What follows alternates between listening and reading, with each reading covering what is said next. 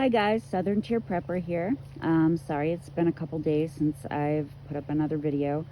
I'm still trying to find my groove and sort of find my confidence in doing this. Starting a YouTube channel is something that people have asked me about for years, and I really didn't want to because of privacy issues. And also I thought, well, there's a lot of prepper channels out there. What could I possibly say that they haven't already? But recently, with the way things are going, I felt a calling to share what I do know. And hopefully, some of the stuff that I have to say helps some of you guys out as well. I want to talk today about the preparedness mindset and alternative ways of living. A lot of people think preparedness is just about stocking food and water and canned goods and freeze-dried foods and things like that, but there's so much more to it than that, because unless you have your own warehouse, when that stuff runs out, what are you gonna do? It's extremely important to get yourself in a not so much self-sufficient lifestyle, because there will always be somebody who can do something else or grow something else, but self-sustaining. If your meds run out, what are you gonna do? If your kids outgrow their clothes, what are you gonna do? If your car breaks down, what are you gonna do? It's really important to have those skills and have options as to how you're going to live and how you're going to thrive. What we're looking at right now is my smaller medicinal garden. I have another one on the other side of this shed that's a little bit bigger, a little bit more full. One of the areas or niches that I tend to talk about quite a bit is alternative medicine and herbal medicine and natural remedies.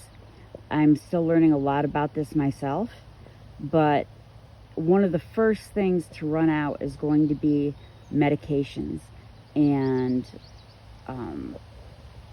first aid supplies and prescriptions. All of that stuff is going to get used up, and it's going to get used up fairly quickly.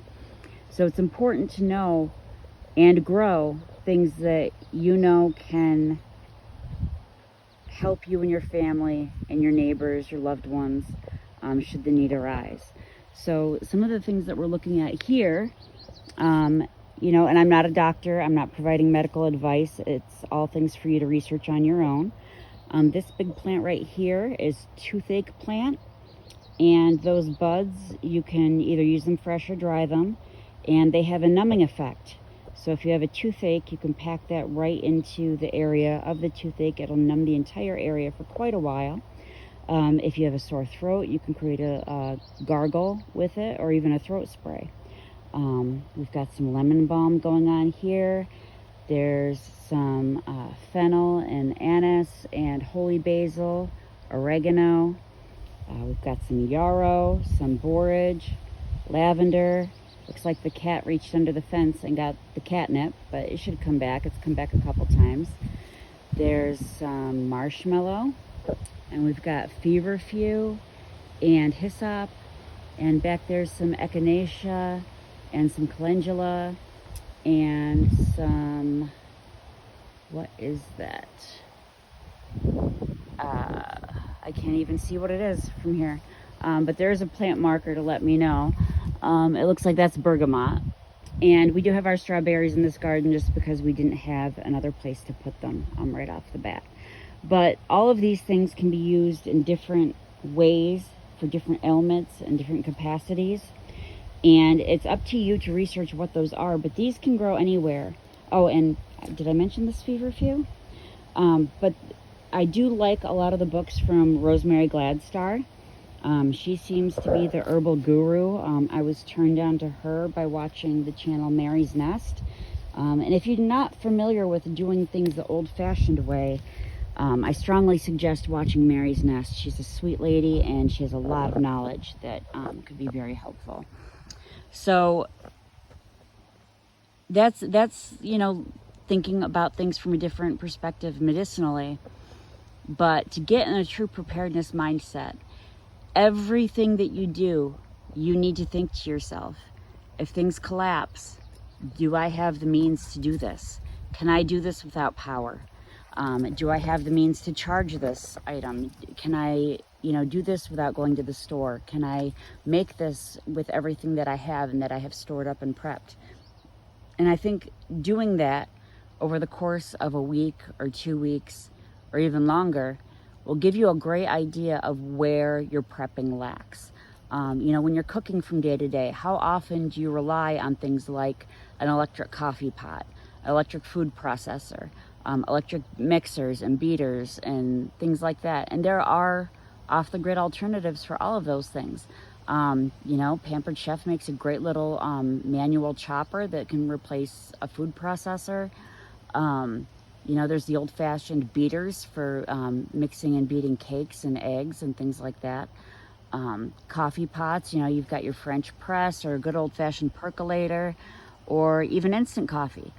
These are all things that you need to think of. If your kids outgrow their clothes or their shoes, what are you gonna do? Do you have a couple sizes up stocked, or do you have the means to sew and change those? These are all things that you have to think about on a day-to-day basis. So the challenge is to, throughout a week or two, everything you touch, think, do I have enough of this to last us for years? Or do I know how to replace it? And am I able to replace it with what we have on hand?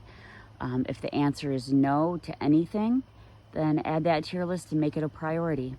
I'm not a big one on fear porn, but I do think that time is getting short to live the way we have been living, and to be able to afford all of the I want to say luxuries, but we don't really think of them as luxuries, but they are. Anything that we're using that, didn't have to be made by hand 75 or 100 years ago, those are all luxuries. And those are things that we shouldn't take for granted, or if we decide we can't live without those, we need to make it a priority to know how to do those, or at least know somebody that we can trade with that can do those. So let me know in the comments what you think, and if there's any new things that you can come up with that you found that you're able to do on your own without modern conveniences. And if you have any tips or tricks about home remedies or the old-fashioned way of doing things, drop me a comment. Please like and subscribe. I'm trying to get the word out to as many people as possible. I do know that a lot of things are covered by other channels, but the videos coming up that I'll be doing, especially relating to niche prepping for babies and kids and special needs. I'm a special needs mom myself. The educational needs of your kids. I also homeschool. Pets, you name it. There's lots of little nuances that people don't think of that I may be able to help bring to light. So until the next time, keep your prep on and let me know in the comments if there's anything you'd like to see. Thanks.